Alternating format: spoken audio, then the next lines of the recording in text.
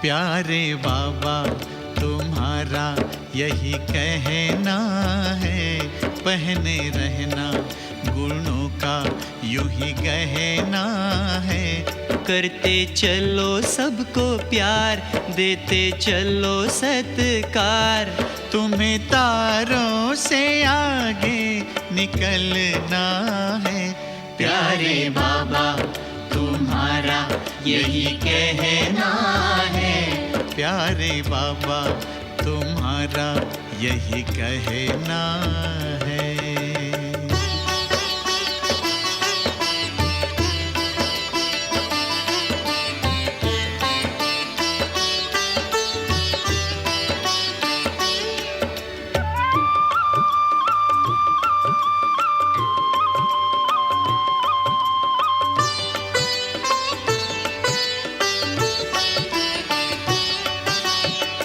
गगन से ऊंचे रखो विचार, धरती जैसा धैर्य अपार।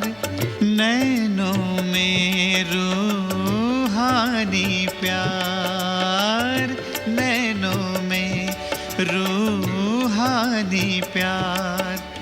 बेहद में रहना, नाहद में ठहरना, सदा नदिया सा बहते रहना है। प्यारे बाबा तुम्हारा यही कहना है। प्यारे बाबा तुम्हारा यही कहना है।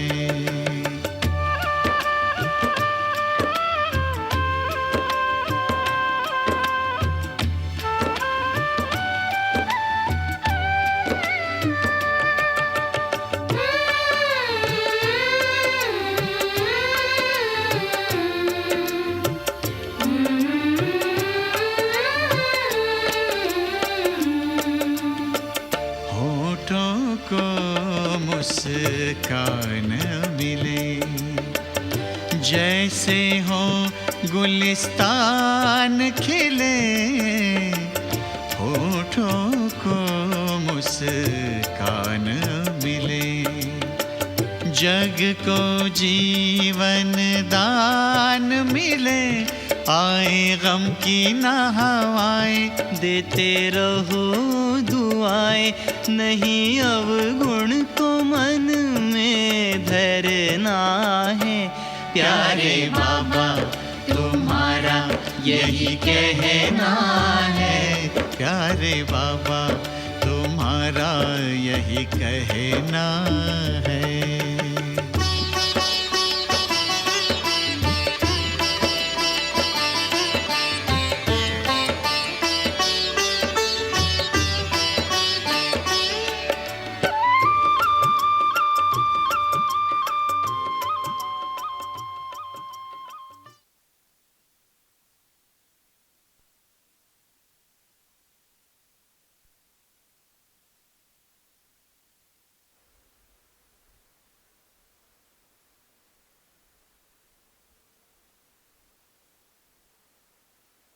ओम शांति।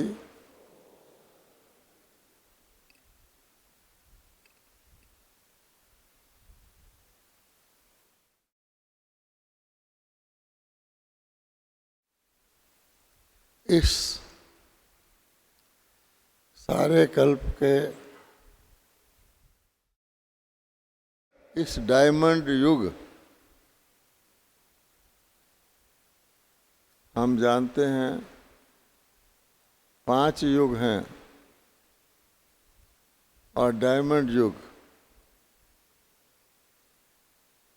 संगम युग है। डायमंड युग के डायमंड हॉल में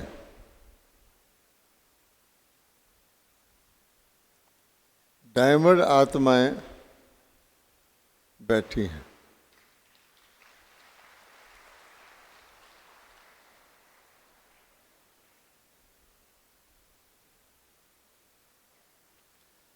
दुनिया में सबसे कीमती चीज डायमंड होता है।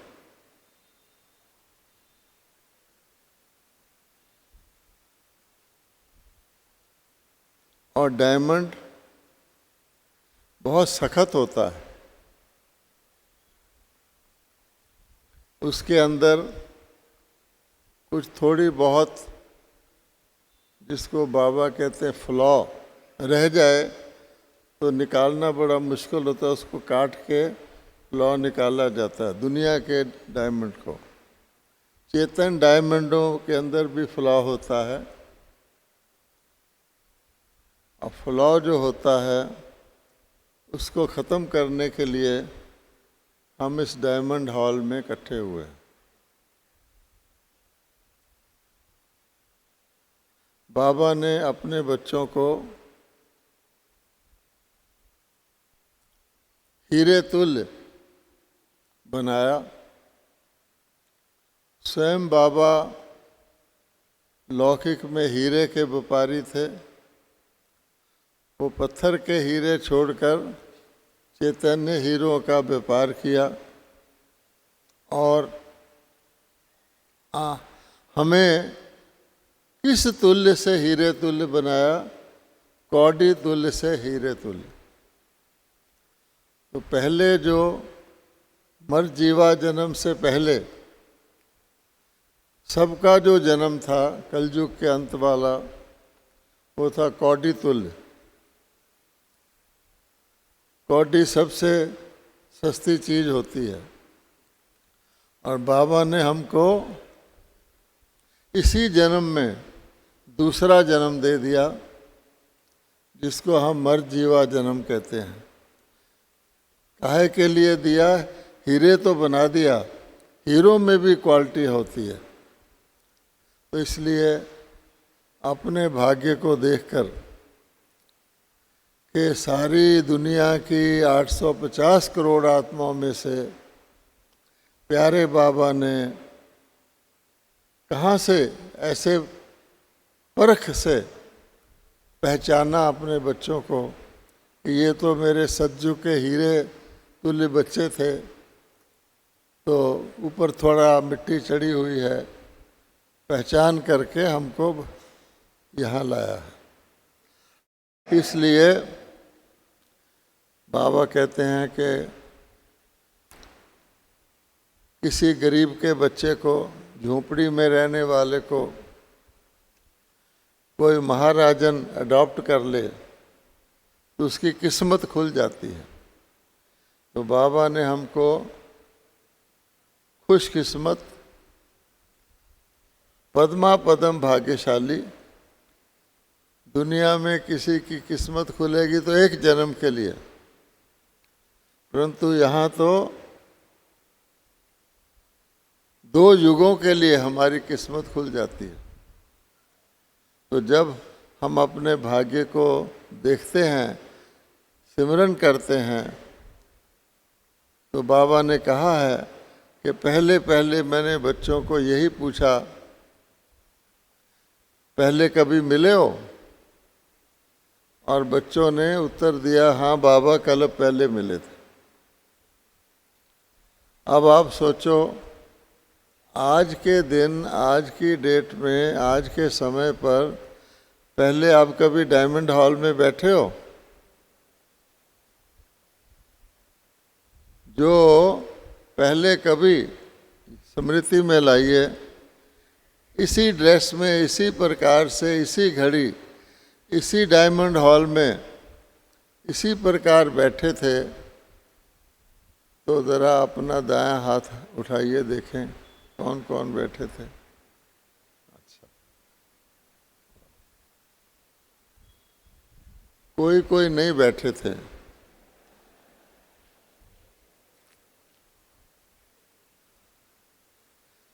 बैठे तो थे पर हाथ नहीं उठाया था। अगले कलब भी नहीं उठाएंगे।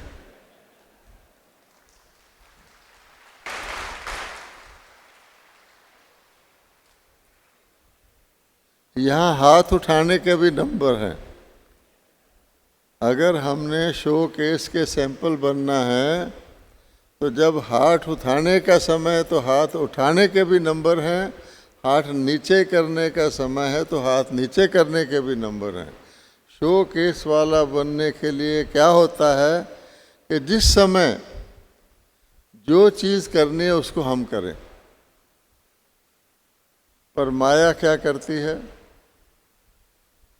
माया बहुत सूक्ष्म तरीके से आती है। वो कहते हैं हाथ उठाना तो साधारण भाइयों का काम है, हम तो बड़े महान हैं, हमारा हाथ बड़ा महंगा है, भगवान कहेगा तो उठेगा, वैसे नहीं। तो वो ये नहीं जानते यहाँ सब कुछ हमसे भगवान ही करा रहा। इसलिए अगर हमने शो केस के शो पीस बनना है तो ये पक्की बात समझ लीजिए, एक ही आसान सा काम है। वो क्या है? बहुत ही आसान है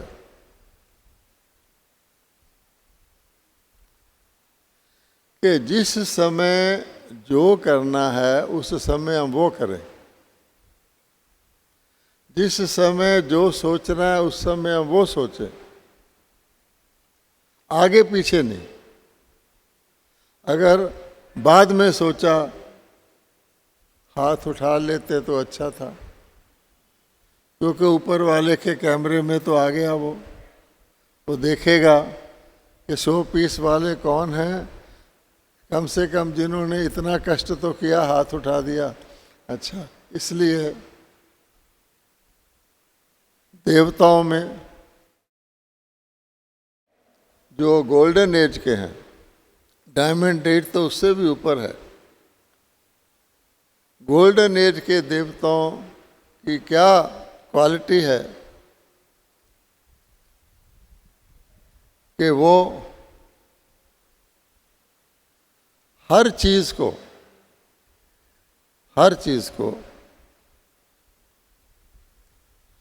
ठीक समय पर, ठीक स्थान पर और ठीक विधि से करते हैं। उसको कहते हैं देवता। कलयुग के लोग भी करते हैं, लेकिन या तो उनका समय ठीक नहीं होता, या स्थान ठीक नहीं होता, या विधि ठीक नहीं होती। वो भी सोते हैं, लेकिन दोनों के सोने में फर्क होता है। जो भी कलयुग के मनुष्यों की विशेषताएं हैं, उसमें या तो समय बदल जाता है, गीत गाना बहुत अच्छा आता है लेकिन रात के 12 बजे उठ के आलाप करना शुरू कर देते हैं, समय गलत हो गया, या स्थान गलत होता है। जहाँ साइलेंस में बैठना है वहाँ सोचने लग जाते हैं, जहाँ सोचना है वहाँ सोचते हैं। साइलेंस सबसे अच्छी चीज़ है। और विधि का मतलब होता है मर्यादा अनुकूल। अब अमृत वेला है, अमृत वेला, उस समय में क्या करना है? बाबा कहते हैं मैंने अपने बच्चों के लिए विशेष अमृत वेला रखा हुआ है। भक्तों को उसके बाद मिलता हूँ, सबसे पहले अपने बच्चों को। कुछ भी नहीं करना।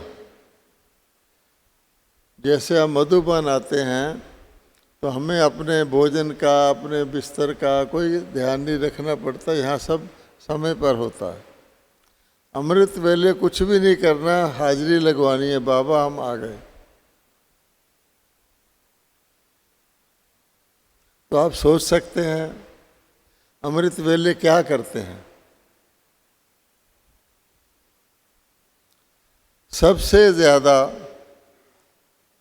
आलस्य अगर आता है तो अमृत वेले आता है। और बाबा ने जानबूझ के अमृत वेला रखा हुआ है। जो आएगा सो पाएगा, जो सोएगा सो खोएगा। तो छुट्टी हो गई, फिर आ भी गए तो हमने बाबा से लेना है। बाबा कहता है मैं आपकी झोली भरता हूँ। जैसे पेट्रोल भरवाते हैं तो पेट्रोल वाले पेट्रोल भर देते हैं। बाबा ने मुरली में बताया था आत्मा का ताकत घटती जाती जैसे पेट्रोल घटता जाता है। तो सुबह अमृत वेले चले जाओ, वो आपकी सब पानी हवा सब ठीक करके फिट करके भेज रखेगा। भगवान है, उसने कहा हुआ है, कुछ भी नहीं करना, साइलेंटली करेगा। पर मान लो बाबा हमारे को अमृत भरना चाहे और हम अपनी टंकी का ढक्कन ही नहीं खोलें या आधा खोलें, फिर क्या होगा? या गिरा दें। इसलिए फिर वही बात आ जाती है कि ठीक स्थान पर, ठीक समय पर, ठीक विधि से हमको हर कुछ करना। हमको कहा जाता है अशरीरी बनो, विदेही बनो। वो तो अच्छी बात है, क्योंकि अगर हमने परम धाम में भी जाना है या सतयुग में भी जाना है या और तो छोड़ो अगले जन्म में भी जाना है, तो ये शरीर तो नहीं जाएगा। इतना तो ज्ञान हमको शुरू से ही है, आत्मा जाएगी। जब हम कहते हैं कल्प पहले वाले, तो आत्मा ने चक्कर लगाया है। जब बाबा सुदर्शन चक्कर की बात करते हैं तो आत्मा के चक्कर की बात करते हैं। और बाबा ने कहा है कि एक बाबा सिर्फ ध्यान में रहे तो रचना भी ध्यान में रहेगी, चक्कर भी ध्यान में रहेगा, वर्तमान समय भी, क्योंकि वो बीज है। अब आप सोचिए कि सारे दिन में वैसे भी आप अपने शरीर में कितना समय रहते हैं? सोचिए, सारे दिन में हैं तो आप शरीर में, लेकिन शरीर में कितना समय रहते हैं?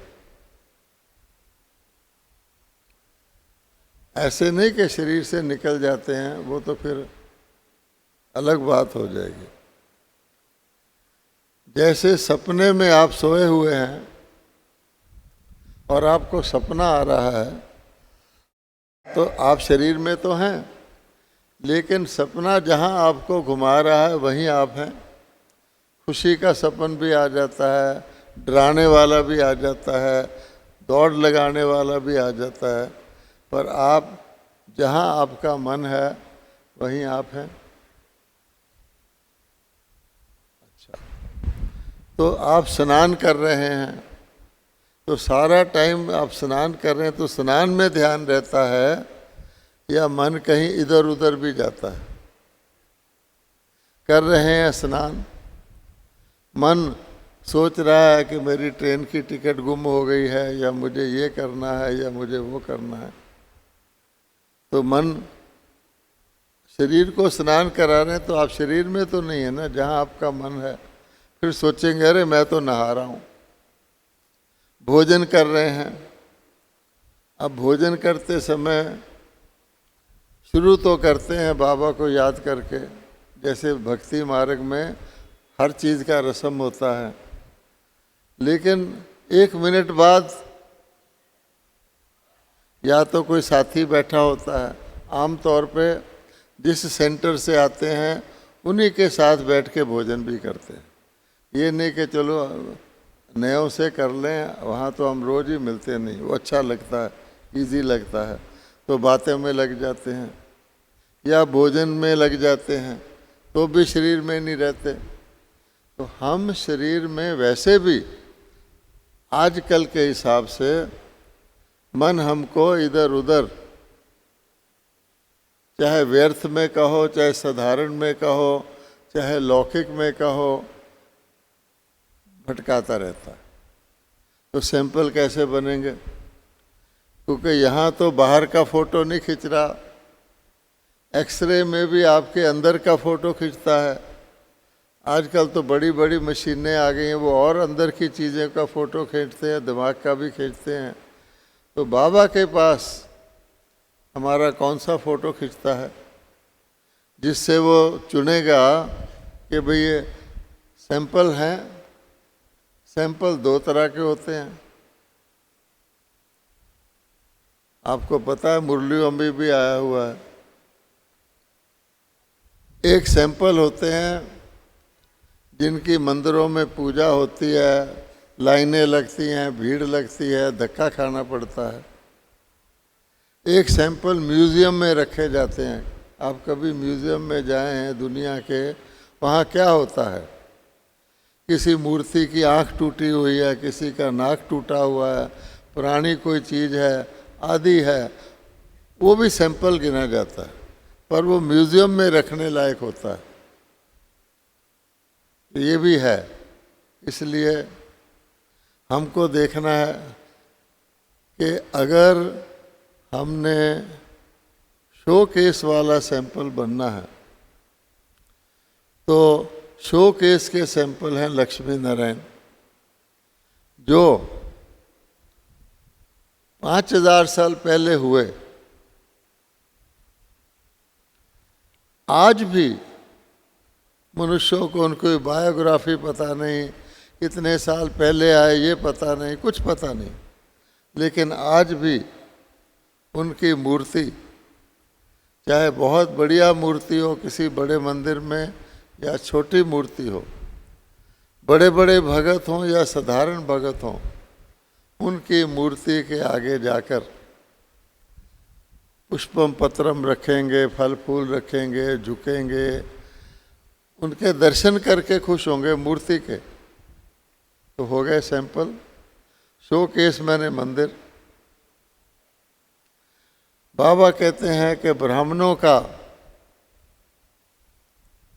यादगार नहीं बनता। क्यों? मूर्ति में कम से कम इतना होता है कि जैसी है वैसी ही रहती है। आप शाम को चले जाएं, सुबह चले जाएं, किसी वक्त चले जाएं, अगर मूर्ति मुस्कुरा रही है तो मुस्कुरा रही है। और ब्राह्मणों का क्या होता है आप जानते हैं, किसी वक्त उड़ती कला में, हमारे जैसा कोई नहीं, हमें बाबा ने चुना है, हमारा तो गारंटी है कि हम स्वर्ग में आएंगे, नशा चढ़ा हुआ। और किसी वक्त काला बादल आ गया सूर्य के आगे, पता नहीं इतने साल हो गए, पता नहीं मुझे क्या हो रहा है, मुझे तो टेंशन हो रहा है, ये मेरे को प्रॉब्लम क्यों आ रही है, मेरे को ही आ रही है, उसको क्यों नहीं आ। थोड़ी देर बाद बादल चला गया, फिर नॉर्मल। इसलिए हमको क्या कहा गया है, 5 बातें हम सबको बताई गई हैं, जिसमें सबसे पहली है एक नामी। यानी वैसे तो हम गाते हैं मेरा तो शिव बाबा एक, आगे की लाइन क्या है, तो पहली लाइन तो सबको पक्की है कि मेरा तो शिव बाबा एक। कभी तकलीफ हो जाए, कष्ट हो जाए, शिव बाबा, जब और कोई काम ना आए पहले तो इधर उधर की ट्राई करते हैं, लेकिन जो दूसरी लाइन है दूसरा ना कोई, तो फिर हमारा स्लोगन क्या है, दोनों हाथ में लड्डू, शिव बाबा भी मेरा और दूसरे भी मेरे। ठीक है, तो फिर एक नामी तो नहीं हुए। किसी के माता पिता नहीं होते, ऑर्फन होता है, तो उसको पूछे तेरे माता, वो हर एक को पिताजी कहेगा, ये भी सभी हमारे पिता, क्योंकि उसका बेचारे का कोई पिता नहीं है। अगर हम परम पिता एक पिता को कहते हैं और ये भी कहते हैं कि आप सारे संबंध निभाने वाले हो, आप सर्वशक्तिवान हो, आप ही टोटल हमारा परिवर्तन करने वाले हो। तो फिर हम साथ में चाचे को, ताऊ को, इसको भी पिता कहना शुरू कर दें तो पिता क्या सोचेगा कि जाओ इनके पास। इसलिए ये जो एक नामी है ये पक्का है, बाबा ने हमको अनेक तरीके से समझाया है कि सिवाय केवल शिव बाबा के और कोई भी क्या, शिव बाबा के सिवाय और कोई भी पतित पावन नहीं है। ना हमारे विक्रम विनाश कर सकता है, ना हमें आगे के लिए जमा करवा सकता है, ना हमारा योग लग सकता है। अगर हमारा योग, बाबा कहता है भक्ति भी हमने की थी तो पहले एक की थी, अब एक अनेकता में चले गए हैं। तो हमेशा कहा गया है अनेकता में जाने से विस्तार हो जाता है, एकता में जाने से सार होता है। तो सारा ज्ञान शिव बाबा को याद कर लो तो आपको सुदर्शन चक्र भी याद आ जाएगा, आपको कमल पुष्प भी याद आ जाएगा, आपको सतयुग से लेकर कलयुग की आदि मध्य अंत भी याद आ जाएगी, आपको तीनों लोक भी याद आ जाएंगे, सब आ जाएगा। लेकिन शिव बाबा फिर भी यहाँ तक बाबा ने कहा है कि देवी देवता, सर्वश्रेष्ठ देवी देवता श्री कृष्ण लक्ष्मी नारायण भी पावन हैं, पावन हैं, सबसे पावन हैं, पतित पावन नहीं है।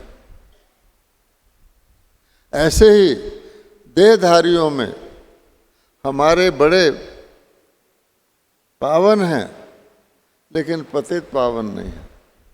ब्रह्मा विष्णु शंकर भी पतित पावन नहीं है। तो अभी हमें तो पावन बनना है, हमारा काम तो पतित पावन से है। जो एक बारी हमारे सारे पिछले जो हमारी, जिसको हम कहते हैं पाप शब्द ज़रा बड़ा है, जो हमारे विकर्म हैं या अज्ञान वश किए हुए गलत कर्म हैं, उन सब छुड़ाए, वो सिर्फ एक है। शारीरिक रोग हैं, मानसिक रोग हैं। कई ब्राह्मण आज भी ये सोचते हैं कि फल खाओ, बादाम खाओ, सैर करो। क्यों? संगम का जन्म बड़ा अमूल्य है, ये जितना रहेगा ना उतना अच्छा है। लेकिन भगवान ने कहाँ लिखा है कि फल खाने से तुम्हारा स्वास्थ्य बनता है, तुम्हारे बादाम खाने से तुम्हारा स्वास्थ्य बनता है, या मुरली के वक़्त सैर करने से तुम्हारा स्वास्थ्य बनता है? कहाँ लिखा है? कलयुगी फल, कलयुगी बादाम, कलयुगी स्वास्थ्य। क्या लक्ष्मी नारायण कभी सैर करते थे? क्या लक्ष्मी नारायण कभी अलग से बादाम खाते थे? तो धोखा है कि नहीं धोखा है कि कलयुग की हर चीज़ कलयुगी है। बाबा ने तो कहा योग लगाने से तुम्हारा स्वास्थ्य बनता है। तो हम क्या कर रहे हैं?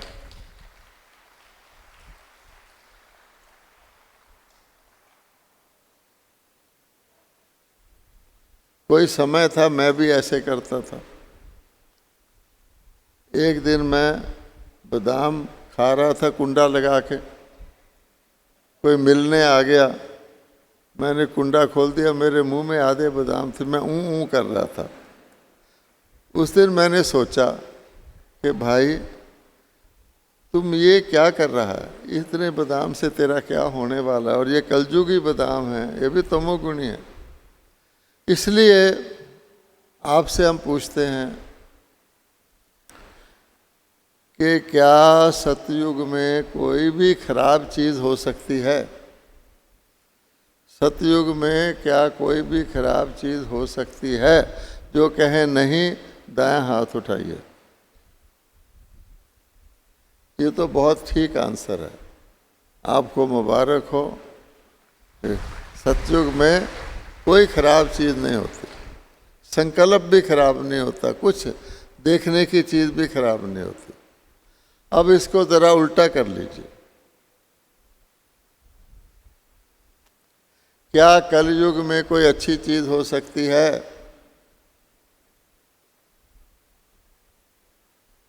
अगर बाबा तो हमेशा दो चीज़ों का कंट्रास्ट बताते हैं, तो अगर सतयुग में कोई खराब चीज़ हो ही नहीं सकती, तो कलयुग में क्या कोई अच्छी चीज़ हो सकती है? अब हाथ उठाइए जो कहते हैं कि कलयुग में कुछ भी अच्छा नहीं हो सकता, बिल्कुल तमो प्रधान है।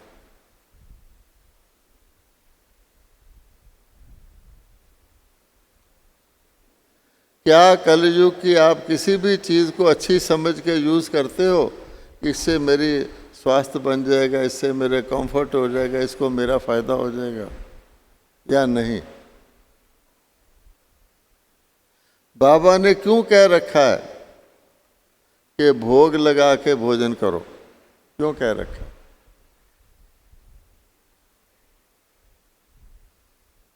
इसीलिए उस कलयुग का जो तमोगुण का प्रभाव है वो उसमें से निकल जाए, बाबा शक्ति भर दे, प्योरीफाई कर दे। दुनिया में भक्ति में या मंदिर में प्रसाद लेते थे, ये भगवान को ऑफर किया हुआ है। इसी प्रकार से बाबा कहते हैं संग है।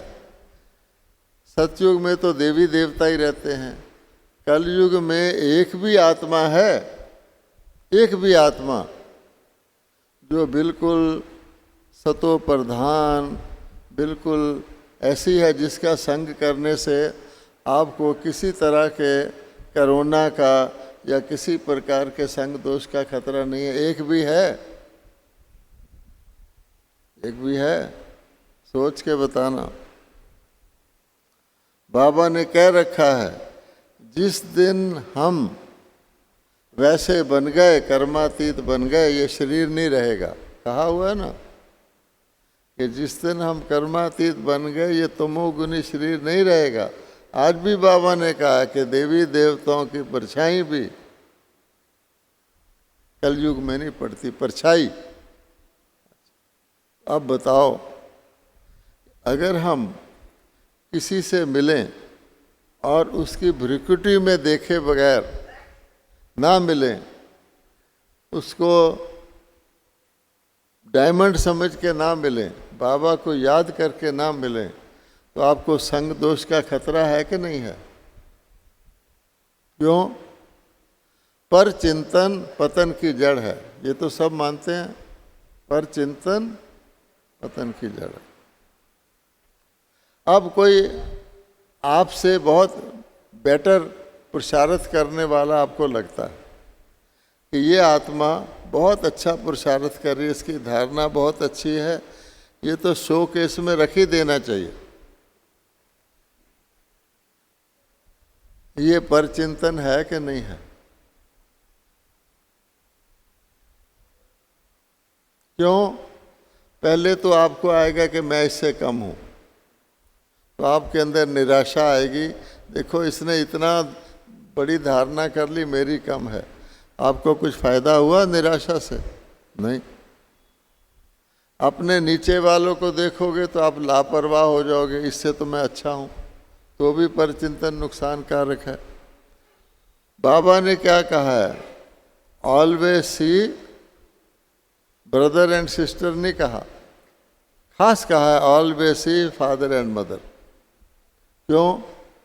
उसमें हम धोखा खा जाएंगे, या तो हम अलबेले हो जाएंगे या हम निराश हो जाएंगे। हमने क्या लेना है? वो स्टूडेंट अपनी पढ़ाई पढ़ रहा है, मैं स्टूडेंट हूँ अपनी पढ़ाई पढ़ रहा हूँ, तो मेरी एकाग्रता तो ख़त्म हो गई। इसलिए ये छोटी छोटी बातें हैं। बाबा ने कहा और कुछ नहीं, हर कर्म करने से पहले मुझे याद कर लो। ये भी इसीलिए है जैसे कोई किसी खराब एरिया में जाता है तो अपने हाथ में कुछ लगा लेता है कि भी मेरे पर इसका असर ना आए, लेकिन वो होता नहीं। अगर जैसे कहा जाता है थिंक बिफोर यू स्पीक, तो और हर व्यक्ति बोलने से पहले क्या रुक के सोचेगा मैंने क्या बोलना है? नहीं, ये एक स्वाभाविक चीज़ होनी चाहिए। इसलिए मोटी बात यह है, हम सब योगी हैं, हमको पता है कि योग से ही हमारे इतने जन्मों के विक्रम विनाश होने हैं और हम योग लगाते भी हैं। केवल जिस वक़्त दुर्घटना घटती है उस समय सावधानी हटी हुई होती है। सावधानी हटी तो दुर्घटना घटी। तो अगर सावधानी हो तो दुर्घटना हो नहीं सकती, और दुर्घटना हो रही है इसका मतलब सावधानी घटी। तो कारण क्या है?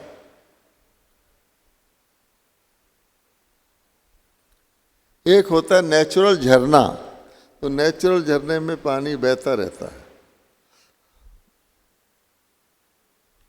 नेचुरल गुलाब का बगीचा है तो उसमें से खुशबू आती रहती है। आजकल खिलौने भी मिलते हैं, बहुत अच्छा झरना आपको मिल जाएगा, पर आप बटन दबाओगे तो पानी आना शुरू हो जाएगा, बटन दबाओगे पानी बंद।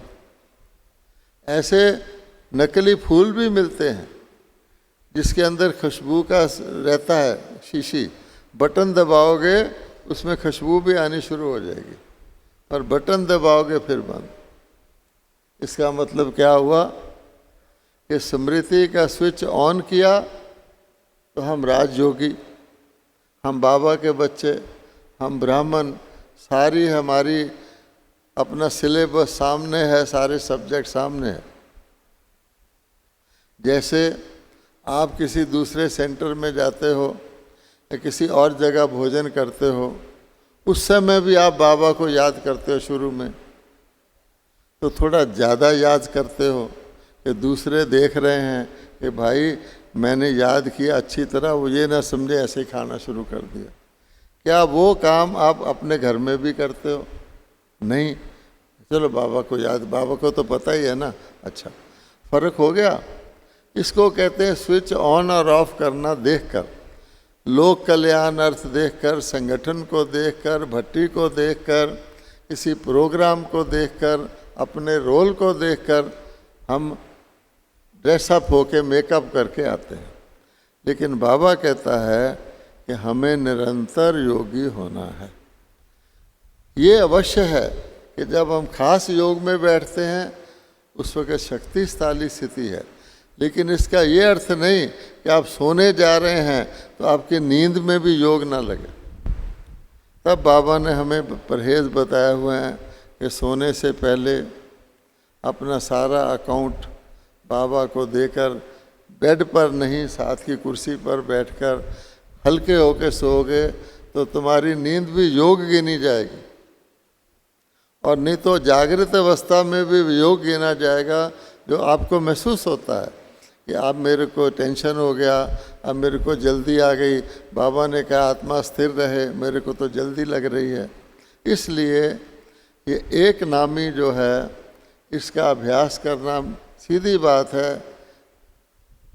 मैं आत्मा बिंदी वो भी बिंदी, तो ये अभ्यास अगर हम रेगुलर रखेंगे, ऐसे नहीं कि बीच में खो जाए, कोई चीज़ का अट्रैक्शन खींचे, तब बाबा कहता है ऐसा ना हो कि खराब समय आ जाए। खराब समय तो आपका योग भी नहीं लगेगा।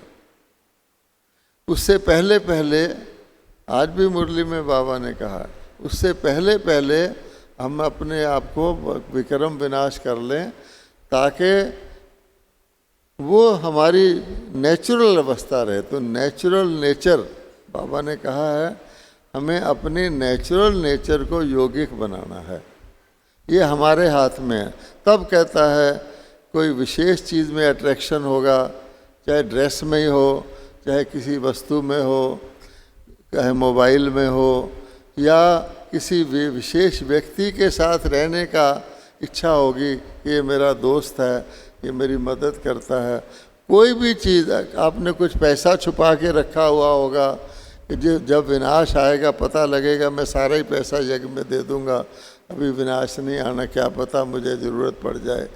तो बाबा का आधार तो नहीं रहा ना, फिर पैसे का आधार हो गया। या कोई भी चीज़, वो आपको दो व्यक्तियों के साथ इकट्ठे सो नहीं सकते, मेरे को नींद नहीं आती, मुझे थोड़ा अलग कमरा दे दो, कुछ भी है वो आपको योगी बनने से डाइवर्ट कर देगा। तब बाबा ने कहा है इस पुरानी दुनिया से बेहद का वैराग अथवा नफ़रत रखो, और आसान हो जाए, दुनिया वाले भी नफ़रत रख के सन्यासी बन जाते हैं। थोड़ी देर बाद जब नफ़रत ढीली हो जाती है तो बस्तर सन्यासी के रहते हैं, काम दुनिया का ही करने शुरू कर देते हैं, कुछ ना कुछ तीर्थ यात्रा आदि।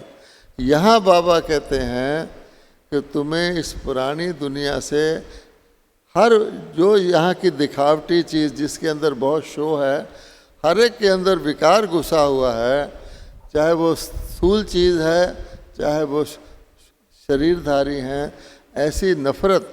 तो नफ़रत के लिए बाबा ने कहा, आसान करने के लिए मैंने कहा तुम्हें मैंने अच्छा काम दे दिया। खाली नफ़रत करते रहोगे तो नफ़रत ध्यान में आ जाएगी, नहीं, प्रेम का काम दे दिया कि प्रेम करो तो नफ़रत आप ही हट जाएगी। तो प्रेम हमें नफ़रत को दूर कर सकता है। होगी नफ़रत, जैसे हमें ब्रह्मा बाबा ने कहा था ये शरीर है, ये हमें छोड़ना है, इससे हमें घृणा रखनी है अंदर, पर इससे हमें काम भी लेना है, क्योंकि इसके बगैर हम देवता नहीं बन सकते। इस प्रकार का डिटैच्ड अटैचमेंट जो होता है वो हमको रखना, और उसके लिए बाबा ने अपने ब्राह्मण बच्चों को बहुत आसान कर दिया। ये जो हमसे सेवा दी है, ये जो हमको कहा योग लगाओ, ये जो हमको दिनचर्या दी है, पढ़ाई दी है, भले हम अपना लौकिक कुछ भी करते रहें, वो इसीलिए है कि हमारा ध्यान ही उस तरफ ना जाए। हम संगम युग वाले हैं, कलयुग में ही संगम युग है, लेकिन हमारे साथ साथ संगम युग चलना चाहिए। छतर छाया बाबा की रहनी चाहिए। अलग से हम हैं, हमारा ड्रेस भी बाबा ने अलग कर दिया, ये तो ऊपर का ड्रेस है। अंदर से हम रहेंगे तो जैसे कोई होता है कि नीचे वाले जो खराब गंदे लोग होते हैं उससे कोई परे होके चलता है, बच के हम आप ही परे होके चलेंगे, क्योंकि साफ के साथ गंदा जुड़ेगा तो साफ नहीं गंदा होना है, गंदे ने साफ नहीं होना, ये पक्की बात है। तो गंदगी कौन सी है? मोटे रूप की गंदगी बाबा कहते हैं सब ब्राह्मणों को पता है, उससे छूट गए हैं। लेकिन जिसको कहते हैं छुपी हुई गंदगी, अदृश्य गंदगी, अंश मात्र, जरा सी, जो मौका मिलते ही फैल जाती है, जरासीम जिसको कहते हैं, वो उसका हमें ध्यान रखना। तो हम क्या कर रहे हैं आजकल, खराब चीज़ की गंदगी का तो ध्यान ब्राह्मणों को रहता है, लेकिन अच्छी चीज़ में भी गंदगी होती है, वो लापरवाह हो जाते हैं। ये तो साफ कपड़ा दिख रहा है ना, ये तो बहुत अच्छा व्यक्ति दिख रहा है ना, अपनी विशेषता ही हमें नुकसान कर जाती है।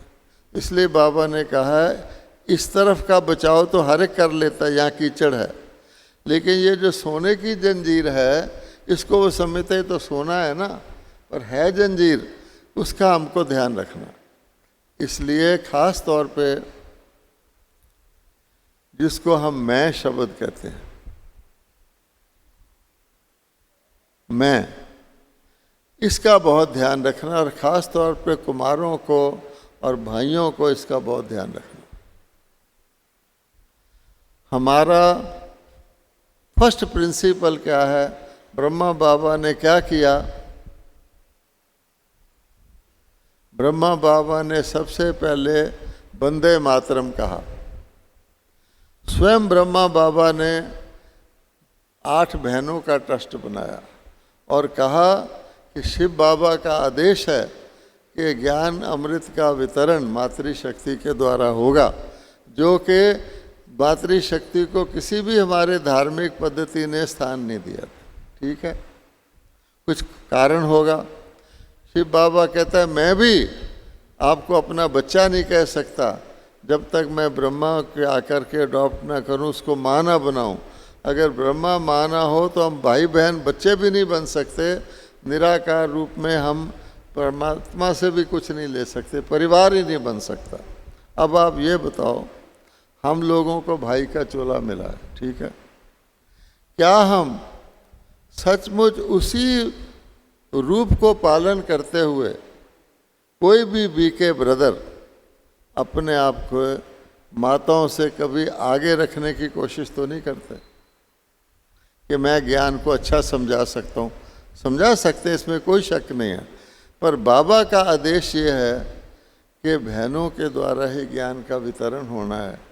कहीं अपनी बुद्धि, क्योंकि भाइयों की बुद्धि तेज होती है, हम अपनी बुद्धि से बहनों को बुद्धू तो नहीं समझने लग जाते, इसको तो कुछ नहीं आता, इसको बिठा दिया, मैं करके आता हूँ, मैं इसको ज्ञान समझाता हूँ। ये एक बहुत बड़ी खतरनाक चीज़ है। इसलिए इस मैं को हमको दबाना है। हमेशा माताओं बहनों को आगे रखें। बिल्कुल ऐसे आपको बुद्धू भी लगे ना, पर भगवान की बनाई हुई वो देवी है, उसकी भेंट में हमने अगर अपने आप को बराबर रखना, आगे भी जाना है तो पीछे रहना आवश्यक है। ये असूल आपको पक्का रखना पड़ेगा।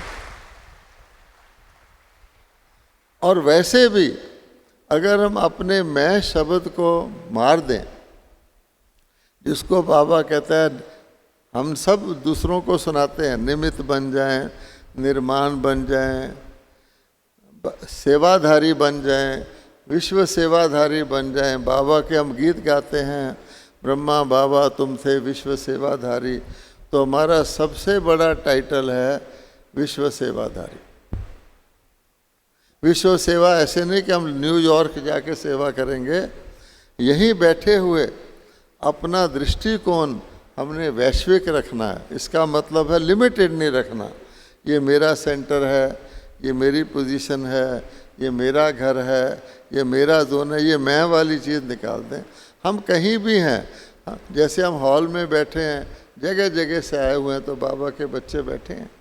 ऐसे ही अगर हमने अपने सेंटर में अंदाज़ा लगाना शुरू कर दिया कि मेरे ये 150 स्टूडेंट हैं, उसमें मेरा 5वां नंबर है, तो हम धोखा खा जाएंगे, क्योंकि हमारा नंबर सेंटर जोन देश तो क्या सारे विश्व के ब्राह्मणों में से लगना है। आप सोचो, उसका भी ध्यान रखना है कि एक व्यक्ति न्यूजीलैंड में बैठा हुआ और बिल्कुल बाबा की धारणाओं पे चल रहा है, जहाँ की भाषा भी अलग है, वो अलग है, बाबा से योग खींच के लगा रहा है, अरे मैं तो मधुबन में नहीं हूँ, इंडिया में नहीं हूँ, उसके भी तो नंबर होंगे। इसलिए हमको ये भी ध्यान रखना है। इसको वैश्विक दृष्टिकोण कहते हैं। किसी भी चीज़ की हद में हमने नहीं आना, हम आत्मा है ही बेहद। अच्छा, आत्मा की खूबी क्या है? आत्मा बिंदु है। आप बिंदु को किसी तरफ से भी फोटो लोगे तो बिंदु ही आएगा, और किसी चीज़ का फोटो लोगे तो फर्क पड़ जाएगा, बाएं से कुछ होगा। तो बिंदु एक गोल चीज़ है और बिंदु सार चीज़ है। तब बाबा कहते हैं और छोड़ो, मैं तो आत्मा बिंदु हूँ। आत्मा इस शरीर को चलाती है। कभी कभी हम शरीर भान को आत्मिक भान समझ लेते हैं। सुबह उठे,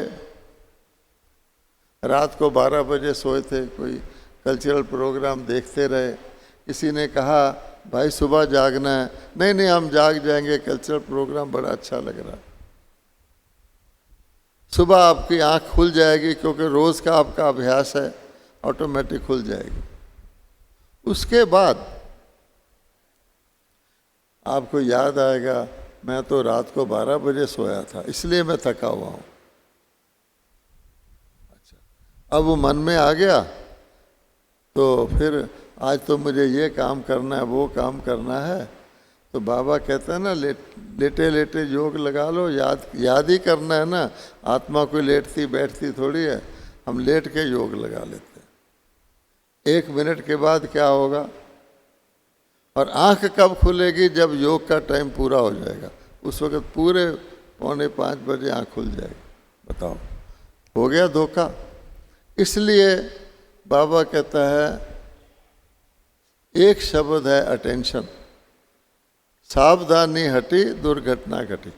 और माया यही कोशिश करती है, माया और कोई चीज़ नहीं है, हमारे सबके जो बचे हुए पुराने संस्कार हैं वो घुमा फिरा के हमसे वकालत करके हमको ऐसा कन्विंस कर देते हैं कि तुम ठीक कर रहे हो, और होते वो गड़बड़ है। तब बाबा कहते हैं उस पर कड़ी नज़र रखें, उसको हुक्म करके चलाएं। वही चीज़ आप देखेंगे, आप लेट गए, अच्छा मैंने तो रेस्ट करना है, अचानक आपकी आंख गई, ये दीवार पे एक छिपकली चल रही है या एक मच्छर घूम रहा है, अब वो मच्छर आपको जगा देगा, लेकिन वैसे आप बड़े थके हुए और सोए हुए हैं।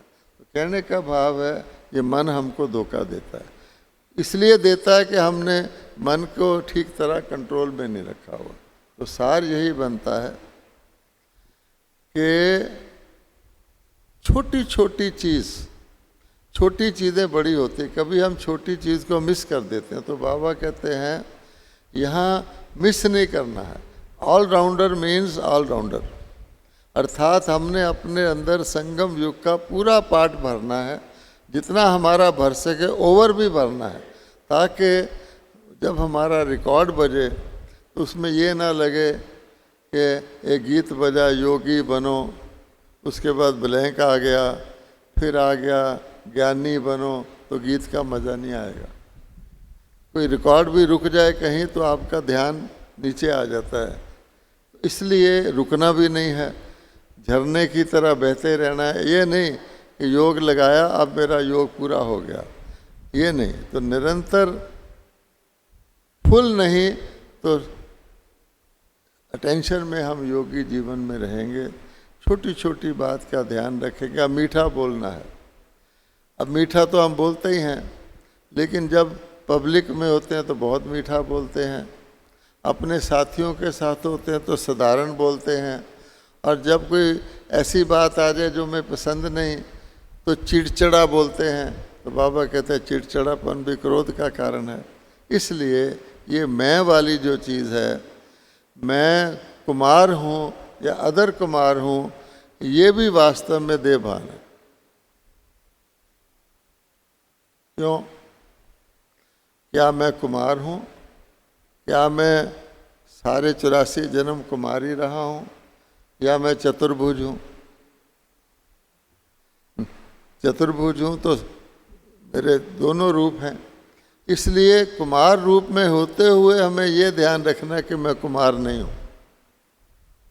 जैसे बाबा ने अदर कुमारों को कुमार बना दिया, पहले तो कोई भी व्यक्ति कुमार से अदर कुमार बन जाए तो वापस कुमार नहीं बन सकता,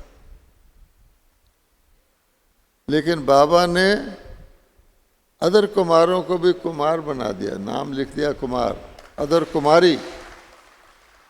अर्थ क्या हुआ कि देह से देह में नहीं है। इसलिए जैसे बाबा का जन्म दिव्य और अलौकिक है, हम कहते हैं भगवान का जन्म क्या है, लौकिक जन्म नहीं है, अपना शरीर नहीं है, बाबा ने दूसरे रथ का आधार लिया है। बाबा का जन्म दिव्य और अलौकिक है। क्या आपको अपना ये 84वां सबसे घटिया, सबसे तमोगुनी शरीर पसंद है? बाबा कहते हैं आपको मैंने एक तो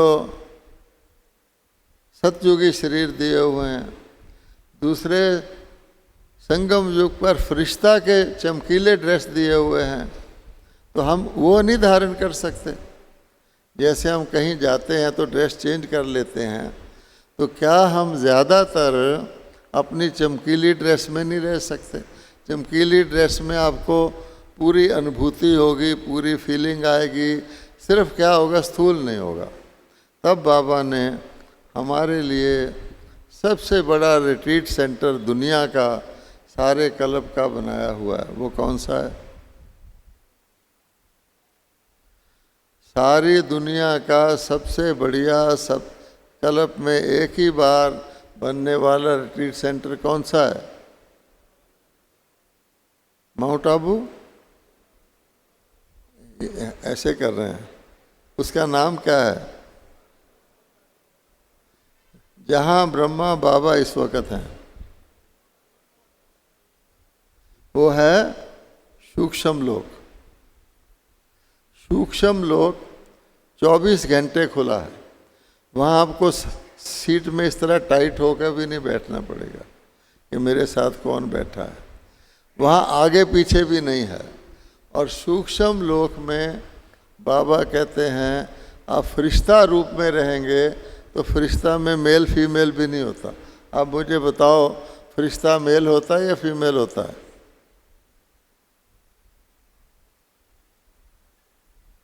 बताओ। फरिश्ता कुमार होता है, अदर कुमार होता है, कुमारी होती है, अदर कुमारी होती है।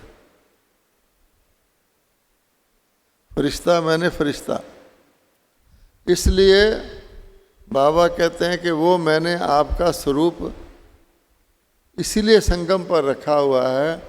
जैसे पंछी काम करता है फिर उड़ जाता है, आप अपने फरिश्ते रूप चमकीली ड्रेस में रहो और उस लोक में आपको जो खाने की इच्छा हो, जो पहनने की इच्छा हो, आपको भरपूर बाबा देगा और आपका पेट भी खराब नहीं होगा, आपकी ड्रेस टाइट भी नहीं होगी।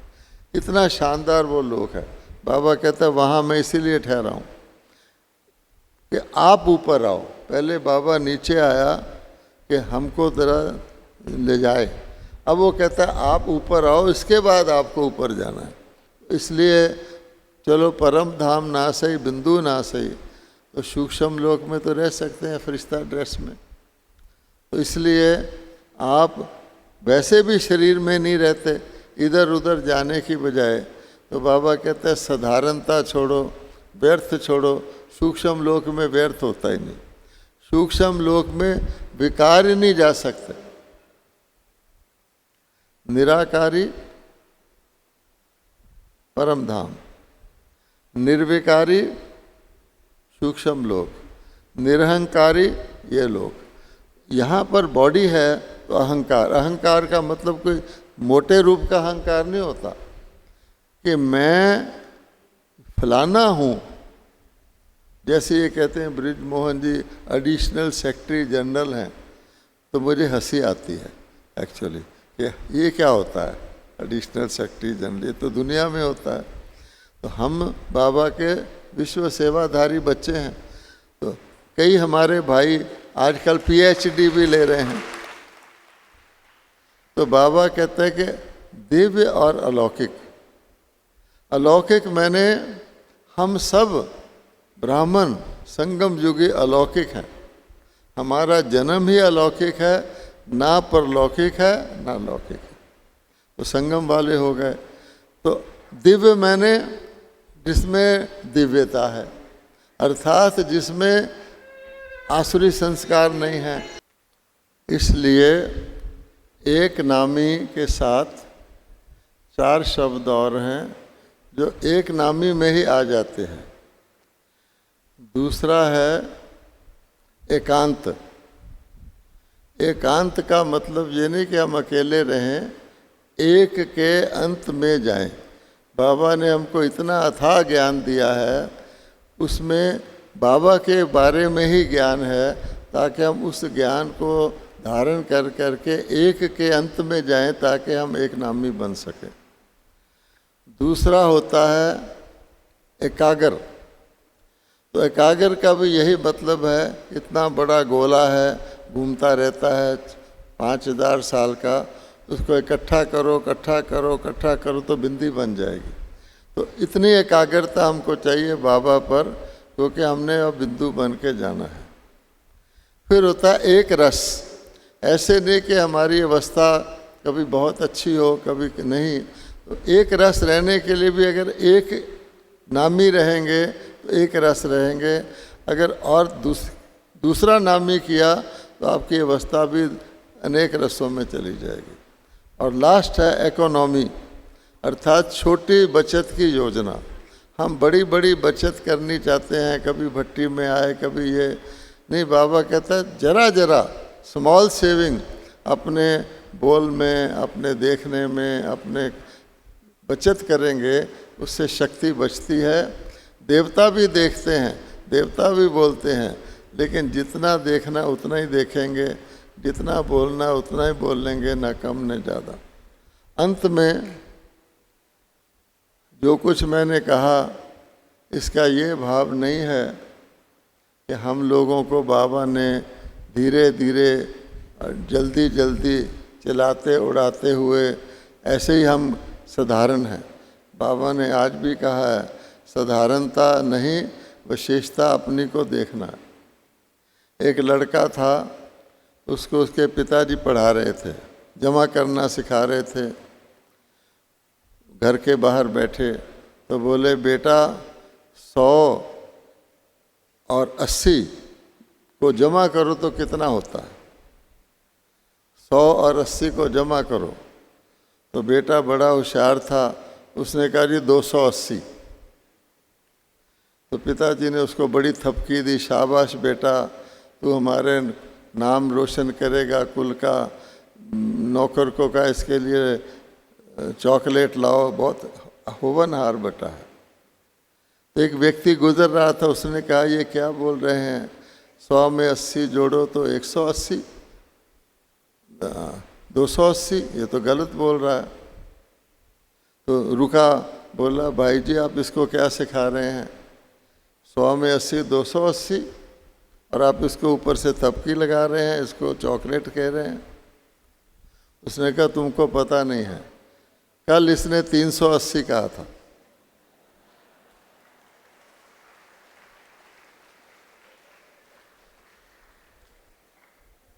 इसका मतलब क्या हुआ कि बाबा ने हमारी गलती घटाते घटाते बहुत कम कर दी है, अब जरा सा ही मार्जिन रह गया।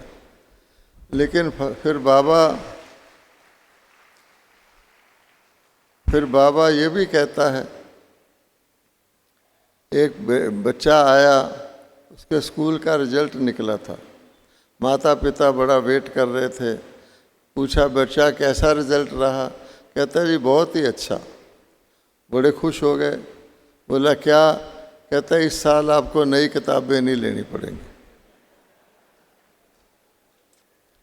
अच्छा, भक्ति में हमको सचमुच नई किताबें नहीं लेनी पड़ी, युगों युग हम गीता रामायण पढ़ते रहे, पर यहाँ तो हमको रोज नई मुरली मिलती है।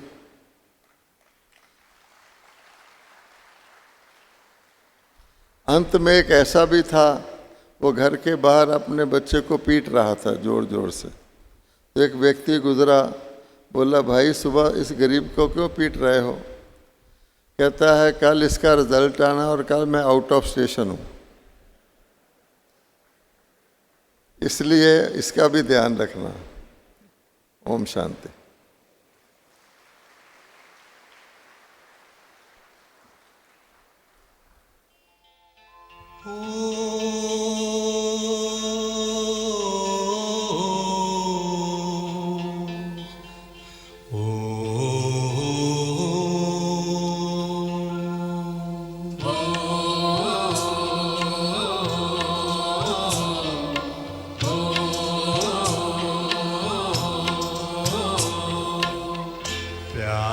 बाबा तेरी राहों पर चला करे, हम चला करे, सद्गुण से हम संवार जीवन हो, सद्गुण से हम संवार जीवन और सभी का भला करे। प्यारे बाबा तेरी राहों पर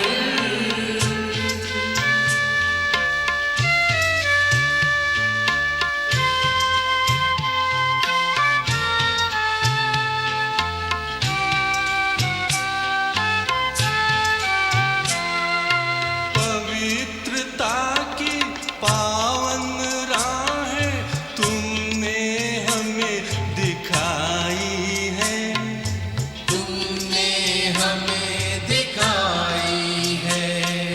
योग में परमानंद की मस्ती तुमसे हमने पाई है, तुमसे हमने पाई है। दिल पल भर ना भूले।